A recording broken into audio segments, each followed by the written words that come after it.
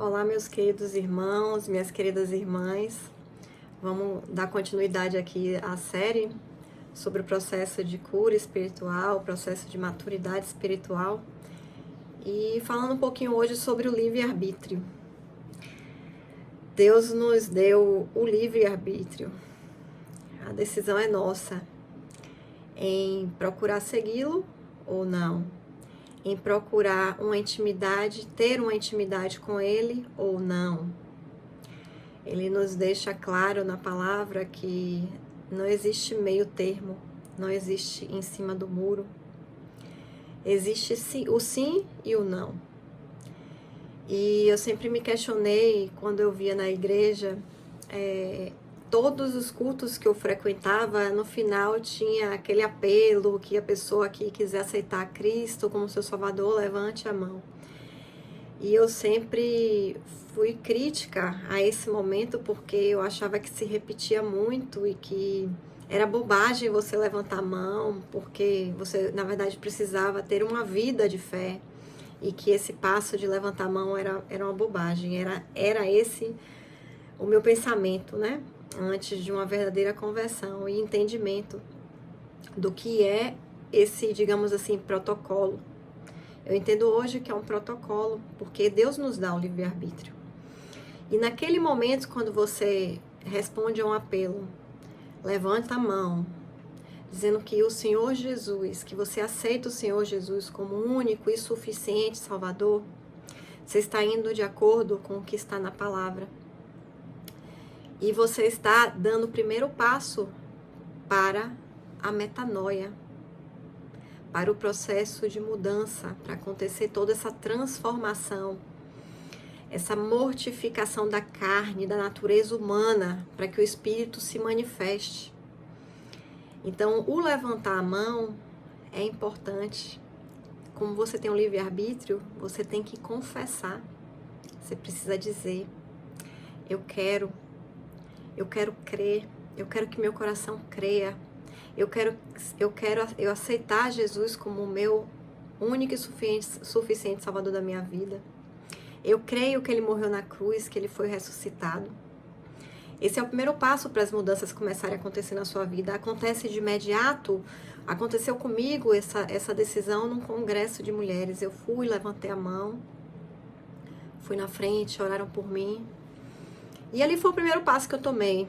De lá para cá foram mais 1 ano e meio, para 2 anos praticamente, para eu me firmar. E nessa caminhada, nesse período, Deus foi preparando tudo.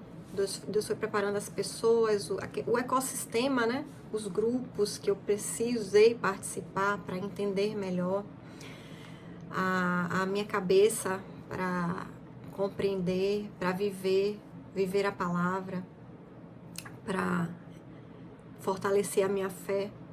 Foi preparando as pessoas, os lugares, os grupos, me fortalecendo, cuidando, lapidando, moldando esse vaso aqui para seguir os propósitos dele na minha vida. Então, aquele passo foi importante. Até ali eu estava perdida. Eu sabia que eu acreditava que Deus era Deus, o Todo-Poderoso. Eu acreditava na ressurreição de Jesus Cristo, mas eu não vivia pela fé. E naquele momento que eu reconheço, Deus começa a operar na minha vida, ressignificar coisas que eu tinha colocado como certas. Eu me achava muito certa, porque eu não fazia mal para ninguém, porque eu não estava ofendendo, não estava matando, mentindo, enfim, estava tentando andar ali de acordo com os mandamentos.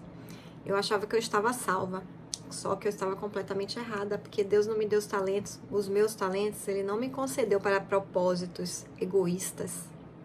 Eu estava sendo extremamente egoísta, pensando em mim apenas, e estava me colocando no lugar de Deus, fazendo o meu julgamento, achando que eu estava salva. E depois, essas pessoas e as ferramentas que Deus colocou em minha vida de lá para cá me mostraram o quanto eu estava cega. E me mostraram como é o processo. E tem me mostrado diariamente, que é processo, não acaba. Todo dia é um quebrantamento, todo dia é um renovo de Deus, todo dia é renovação de fé. Todo dia é a entrega. Então, o primeiro passo foi esse, levanta a mão. O batismo também é muito importante. Depois que a gente toma a decisão, a gente precisa se preparar para o batismo, né?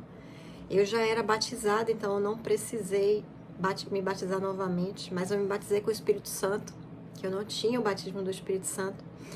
E na Bíblia, né, Mateus 3:11 fala sobre o batismo no Espírito Santo. E hoje eu sei o que é isso, graças a Deus, para a glória e honra dele, não para a minha. Mas eu sei o que é viver pela fé, eu tenho vivido pela fé, eu tenho vivido ouvindo a voz do Espírito Santo. Ele tem me revelado, ele tem me encorajado, ele tem me curado. Era sobre esse milagre de Deus que eu queria falar para vocês, né? E esses protocolos que são importantes, nós não podemos desmerecer, não podemos descuidar de nada. Primeiro a gente precisa aceitar verdadeiramente, aí Deus já vai transformando, já vai preparando.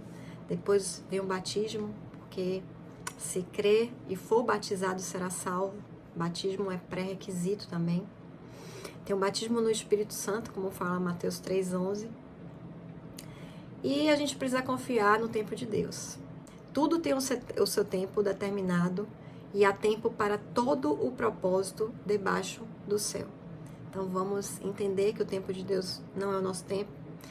Eu já falei aqui, até por uma experiência que eu sempre fui muito racional, sempre quis ter razão e buscar razão em todas as coisas, e hoje eu sei o quanto eu estava errada. Essas verdades que nós construímos durante a nossa vida, elas são desconstruídas quando a gente fala sobre o mundo espiritual.